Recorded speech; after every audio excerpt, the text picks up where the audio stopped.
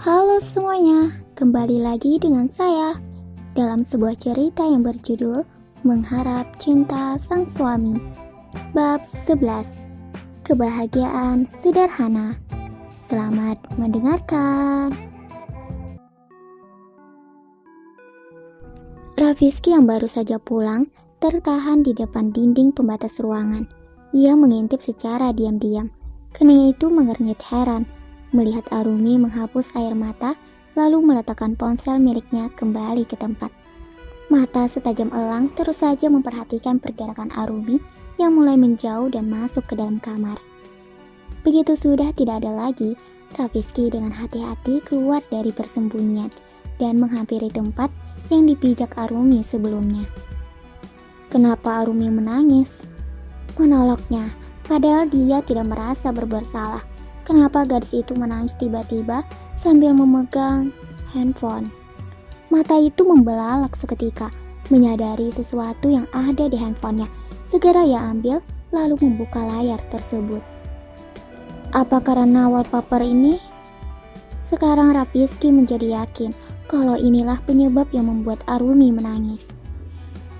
Maafkan aku, lirihnya pelan seorang diri. Rafizky menghembuskan nafas yang terasa gusar. Jarinya menari di atas layar sentuh, menekan checklist foto Faiza, kemudian berlanjut menekan gambar sampah. Meski sempat terhenti karena merasa berat, tapi ia tetap melakukannya dan menghapus semua foto Faiza, termasuk foto saat prewedding. Demi Mama, semua ini akan aku lakukan.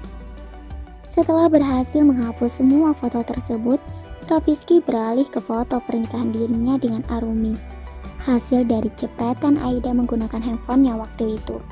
Segera Rafizky mengganti wallpaper dengan foto pernikahan mereka. Teng! Sebuah notifikasi pesan dari WA masuk. Ia lekas membuka dan membaca isi pesannya. My best friend Askar.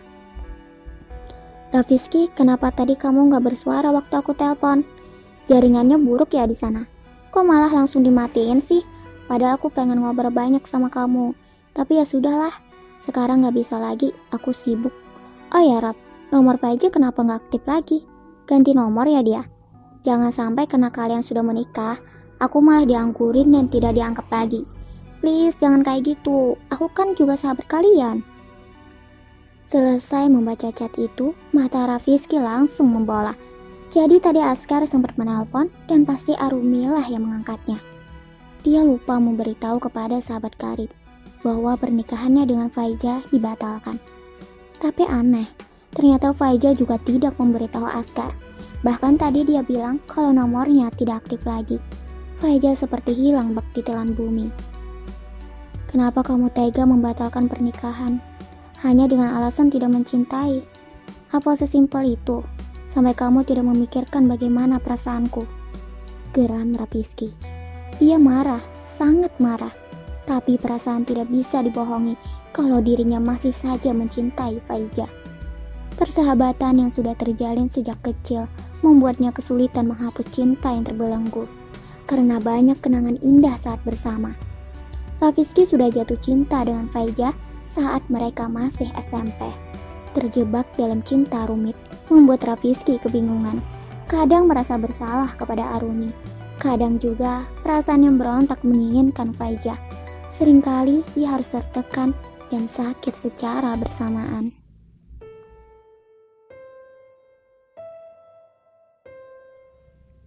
Mas sudah pulang? Kaget Arumi yang baru keluar dari kamar mandi dan mendapati Rafizky sudah duduk di kasur. Langkah itu dengan cepat mendekat, lalu meraih tangan suaminya untuk dicium. Wajah basah masih terlihat. Arumi seperti baru habis mencuci muka setelah menangis. Dia tersenyum. Kalau gitu kita makan malam yuk. Tadi sudah aku siapkan semuanya di meja makan. Ujarnya seperti biasa. Wajah riang yang ditunjukkan segera menggandeng tangan Rafizky dan berjalan menuju ruang makan. Rafizky termenung, memperhatikan Arumi dari samping. Gadis ini ternyata sangat pandai menyembunyikan kesedihan, seolah terlihat biasa saja. Padahal ia tahu kalau Arumi habis menangis akibat ulahnya. Dengan cekatan, Arumi menyendokkan nasi beserta lauk ke piring Rafizky. Ia juga menuangkan secangkir air untuk minum. Sungguh, Arumi merupakan istri yang baik, tapi cinta tidak semudah itu untuk berpaling dari Faiza. Kepala Rafizky seperti hampir pecah memikirkan sesuatu yang bertolak belakang dengan hatinya. "Gimana, enak?" tanya Arumi mencoba mencairkan suasana yang tadi hening. "Enak," jawab Rafizky seadanya. Singkat, jelas, dan dingin. Bukan ini yang Arumi inginkan. Ia menunduk sambil menyantap kembali makanan. Jika bukan dia yang memulai untuk bicara, maka seperti inilah jadinya. Terlihat asing dan tak saling akrab. Bahkan tak ada percakapan di antara keduanya. Hanya suara sendok yang saling beradu sampai makanan itu habis tak bersisa. "Kalau seandainya Faiza kembali, apa kamu akan meninggalkanku?" Rafizky yang baru saja ingin beranjak dari tempat duduk, seketika bergeming di tempatnya. "Jangan bahas hal itu." Perkataan tajam kembali menokek. Rafizky meninggalkannya dan berjalan menjauh. Inilah kekhawatiran dan ketakutan terbesar Arumi. Bagaimana kalau Faiza kembali? Apa Rafizky akan tetap bersamanya atau justru merajut cinta yang dulu bersemi? Apalagi hati yang masih sangat mencintai. Pasti Rafizky akan lebih memilih Faiza dibandingkan dirinya yang notabene tak pernah dicintai. Arumi yang tadi berdiri merosot jatuh ke tempat duduk, kembali menangis dalam kesendirian, menahan setiap isakan yang membuatnya semakin sesak. Faiza memang bilang tidak mencintai Rafizky, tetapi tidak menutup kemungkinan hati itu akan berbalik mencintai ketika melihat cinta yang besar dan tulus darinya. "Ternyata mencintaimu sesakit ini," ucap Arumi.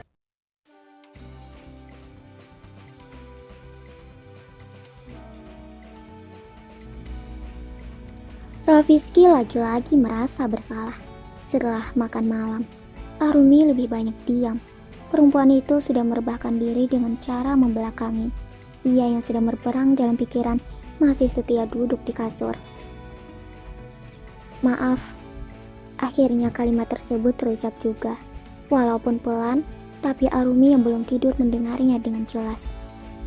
"Maafkan aku," ulangnya lagi.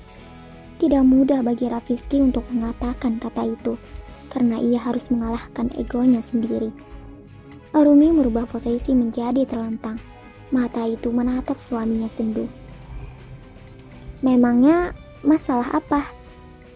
Rafizky diam tak berkutik. Dia sendiri bingung dan terlalu gengsi untuk mengakui.